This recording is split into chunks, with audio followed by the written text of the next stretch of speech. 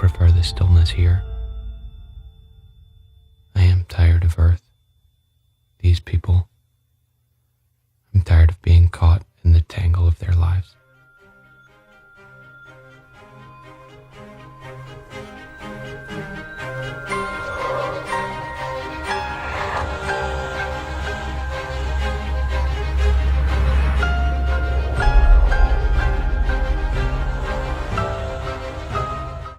The difference between solitude and loneliness is your state of mind. If you value peace and quiet, you can enjoy your own company as you pursue your own interests. If you value how others perceive you, you will see your isolation as a curse.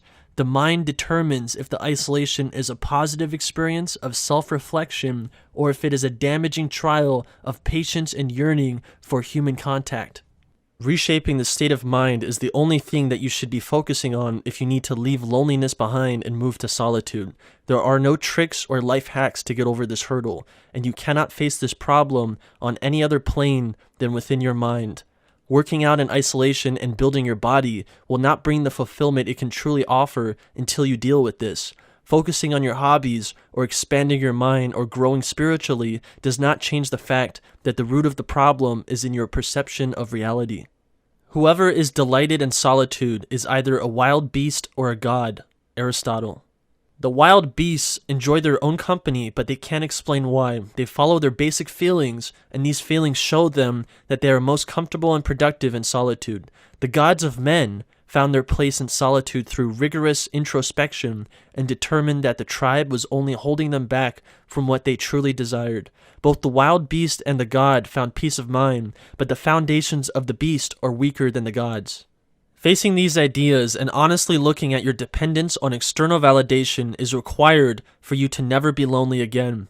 While this is dealt with in your mind, your physical surroundings influence your perception of reality. If you are in a restaurant alone, are you insecure and lonely as couples and families enjoy a meal around you? Or are you content with the meal prepared for you?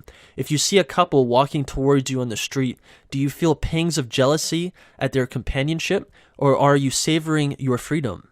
Once you enter solitude, it is an internal state. You may enjoy the company of friends or the loyalty of a dog or the companionship of a girlfriend or casual relationship, but these relationships should not change your independence from external validation.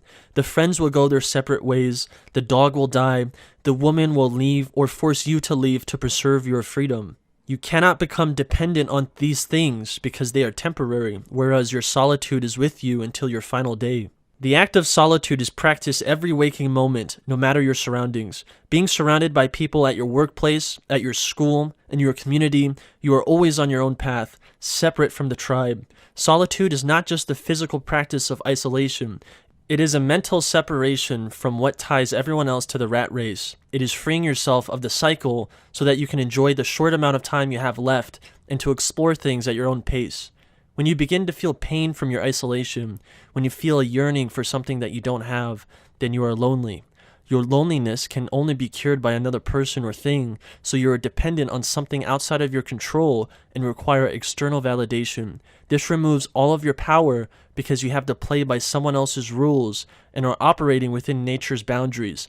If you are curing your loneliness with a woman, you have to do what she says because you need her more than she needs you. She can find another partner because you are expendable and a utility, but you have placed your dependence on her shoulders, and leaving the relationship would leave you in a state of loneliness and agony. And so men put up with things any sane man in solitude would laugh at. You can still enjoy company and love those close to you, but nature will remove them eventually. Being dependent on their existence allows nature to dictate your state of mind and your actions. The act of detaching yourself from the physical realm is a long journey, but essential to reaching solitude. Even more difficult is detaching yourself from your own thoughts. The ego you have built with your mind was built with the ideas of external validation. Letting go of ideas and allowing your mind to move beyond the walls you have placed in your own path requires isolation and meditation, but once you have achieved this, you are closer to reaching solitude than the overwhelming majority of all humans that ever lived. There are many milestones that you may encounter that can be indicators of where you are on your path to reaching solitude and escaping loneliness. operating in the physical realm with no self-doubt, drifting through social situations with the grace of the wind, and not being disturbed by people's perceptions and judgments of your path, are all signs that you are leaving the realm that everyone else operates within and are moving on to something greater. Being able to entertain ideas that not only hurt but absolutely destroy the ego as it was made before your journey to solitude is essential. When you can acknowledge your own faults and see how every action you took was in the pursuit of someone else's path, you can begin to lay the stones on your path and learn to walk for the first time. When you can accept criticism and remain steadfast, you have entered the impenetrable fortress of solitude. Simply ignoring what people may say is not enough. You have to honestly consider where they are coming from. If you ignore and shun them, you are afraid of the damage it might do to the ego you are reshaping.